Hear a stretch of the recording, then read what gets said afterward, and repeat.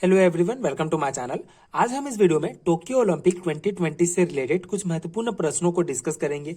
Tokyo Olympic 2020 जिसका आयोजन 2021 में हुआ था।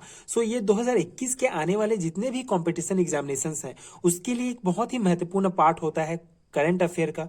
यहाँ से कई क्वेश्चंस आपको डायरेक्टली देखने को मिलेंगे। इस पर्टिकुलर वीडियो में हम टोक्यो ओलंपिक के जितने भी महत्वपूर्ण क्वेश्चंस बन सकते हैं, जितने भी महत्वपूर्ण पार्ट हैं, सभी को डिटेल में डिस्कस करेंगे। टोक्यो ओलंपिक 2020 जिसका आयोजन 23 जुलाई से लेकर 8 अगस्त 2021 में हुआ था। 2020 में ये टोक्यो ओलंपिक होने वाला था, लेकिन कोरोना के कारण इसका आयोजन 2021 में हुआ। तो ये 2021 के आगे आने वाले एग्जामिनेशंस के लिए बहुत ही इंपॉर्टेंट हो जाते हैं। टोक्यो ओलंपिक के जो 2020 के जो इंपॉर्टेंट पार्ट्स हैं उसको डिस्कस करने से पहले ओलंपिक खेलों के बारे में थोड़ा सा हम जान लेते हैं। ओलंपिक खेलों का आयोजन प्रत्येक 4 वर्षों में एक बार होता है एंड ये 2 प्रकार के होते हैं, ग्रीष्मकालीन ओलंपिक एंड शीतकालीन ओलंपिक। ग्रीष्मकालीन ओलंपिक जो पिछला जो हुआ था 2021 में, 2020 जापान टोक्यो में, मतलब 2021 में हुआ था ये। एंड 2024 जो अगला होने वाला है ये 2024 में होने वाला है, जो फ्रांस की राजधानी पेरिस में होगी। ठीक है। और जो शीतकालीन जो ओलंपिक था ये पिछला जो था ये 2018 में हुआ था दक्षिण कोरिया में। एंड जो अगला है ये जो होगा ये 2022 में होगा चीन की राजधानी बीजिंग में। ठीक है। तो इस प्रकार से ओलंपिक जो खेल है ये प्रत्येक 4 वर्षों में होता है। तो इस प्रकार से ग्रीष्मकालीन ओलंपिक एंड शीतकालीन ओलंपिक 2 प्रकार के होते हैं। ग्रीष्मकालीन जो अभी जो हम पढ़ने वाले हैं, जो 2020 का ओलंपिक है, जिसको टोक्यो ओलंपिक कहा जाता है, क्योंकि इसका आयोजन जापान की राजधानी टोक्यो में हुआ था। ठीक है। तो इसके बारे में हम डिस्कस करेंगे, ये 2020 का जो आयोजन हुआ था ग्रीष्मकालीन ओलंपिक। ठीक है। तो यहाँ से कुछ महत्वपूर्ण पॉइंट हम देखते हैं। तो इसका आयोजन 23 जुलाई से लेकर 8 अगस्त 2021 में हुआ था। ये कौन सा संस्करण था? 32वां संस्करण था। ठीक है। ग्रीष्मकालीन ओलंपिक में से 32वां ओलंपिक था ये। इसके बाद इसका शुभंकर था मिराई तोबा। यहाँ पे आप देख सकते हैं ये जो है मिराई तोबा का जो है ये स्ट्रक्चर है। तो इसका शुभंकर था मिराई तोबा, जिसका अर्थ होता है फ्यूचर। ठीक है, भविष्य इसका अर्थ होता है। इसके बाद आदर्श वाक्य था फास्टर हायर स्ट्रॉन्गर टुगेदर। ठीक है। तो सबसे जो पहले जो था, ये जो पहले डिसाइडेड था आदर्श वाक्य ये था फास्टर हायर और स्ट्रॉन्गर। लेकिन कोविड के दौरान जो पूरा देश जब पूरा विश्व जो है मिलकर जब कोरोना से लड़ा, तो उसके बाद आदर्श वाक्य को चेंज कर दिया गया, फास्टर हायर स्ट्रॉन्गर टुगेदर कर दिया गया। ठीक है। पहले फास्टर हायर स्ट्रॉन्गर था, बाद में फास्टर हायर स्ट्रॉन्गर टुगेदर कर दिया गया उसके बाद। ठीक है। उसके बाद कुल देश, इसमें जो है कुल 206 देशों ने भाग लिया था, जिनके बीच 339 प्रतिस्पर्धाएं हुई थी। 33 खेल का आयोजन हुआ था एंड 339 प्रतिस्पर्धाएं हुआ था। ठीक है। तो कुल 206 देशों ने भाग लिया था। इसके बाद 4 नए खेलों को शामिल किया गया था। ठीक है। इस बार के ग्रीष्मकालीन ओलंपिक में 4 नए खेलों को शामिल किया गया था, karate, skateboard, surfing and sport climbing. ठीक है। यहाँ पे आप स्ट्रक्चर में देख रहे होंगे, karate, skateboard, surfing and sport climbing, ये 4 खेल जो है नए खेल हैं जिनको इस साल ही शामिल किया गया। ठीक है। इसके बाद जो है कुछ और महत्वपूर्ण पॉइंट्स, जैसे लॉरेल हबर्ड जो न्यूजीलैंड की है, ये पहली ट्रांसजेंडर महिला है जिसने किसी भी टोक्यो खेल में भाग लिया था। इन्होंने जो है वेट लिफ्टिंग प्लस 87 केजी वर्ग में जो है इन्होंने भाग लिया था। ठीक है। लॉरेल हबर्ड जो कि न्यूजीलैंड की है, पहली ट्रांसजेंडर महिला है जो वेट लिफ्टिंग प्लस 87 केजी वर्ग में भाग लिया था जिन्होंने।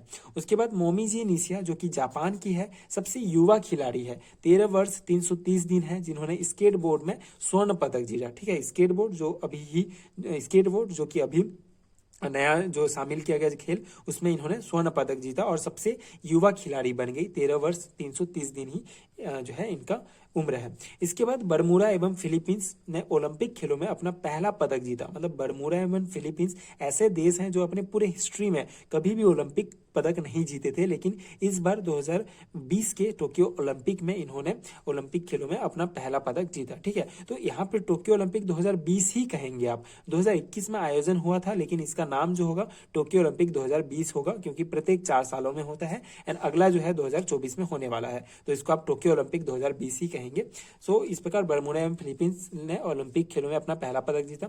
ये हो गया कुछ महत्वपूर्ण पॉइंट्स। ठीक है। टोक्यो ओलंपिक 2020 से रिलेटेड यही पॉइंट से ही आपको क्वेश्चंस देखने को मिलेंगे। इसके अलावा दूसरे पॉइंट्स आपको ज्यादा याद करने की आवश्यकता नहीं है, इतने ही पॉइंट्स आपको ध्यान रखना है, यहाँ से आपके सारे क्वेश्चंस बन जाएंगे।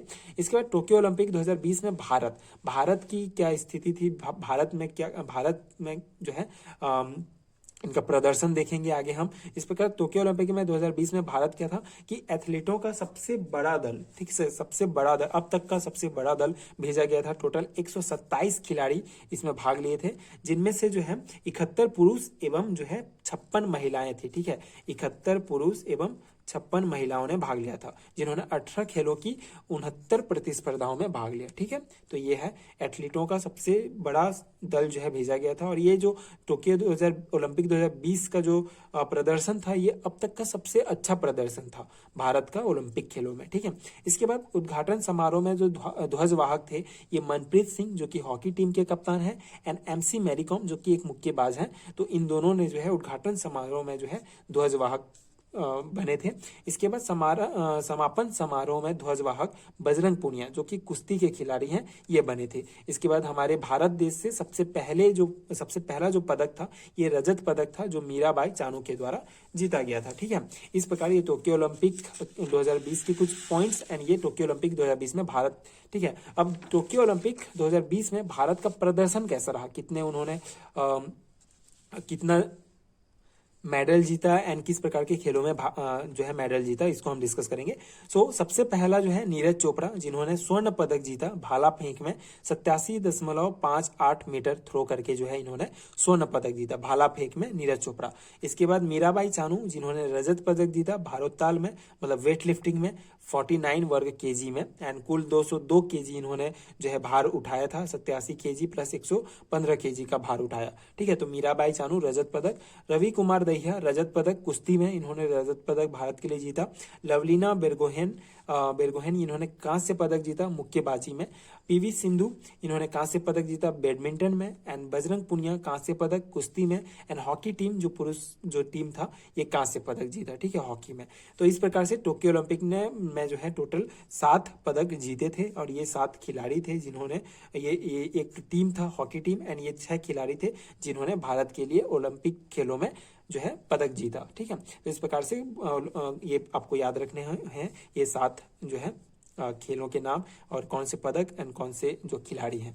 इसके बाद पदक तालिका ओलंपिक 2020 की देखते हैं। यहाँ पे से भी जनरली क्वेश्चंस पूछा जाता है कि रैंक फर्स्ट में कौन है, सेकंड में कौन है, उन्होंने कितना स्वर्ण जीता। तो रैंक फर्स्ट में है अमेरिका, जिन्होंने 39 स्वर्ण पदक, 41 रजत पदक, 33 कांस्य पदक एवं टोटल 113 पदक जीता। दूसरे स्थान पर है चीन, जिन्होंने 38 स्वर्ण पदक, 32 रजत पदक, 18 कांस्य पदक और टोटल जो है 88 पदक अपने नाम किया।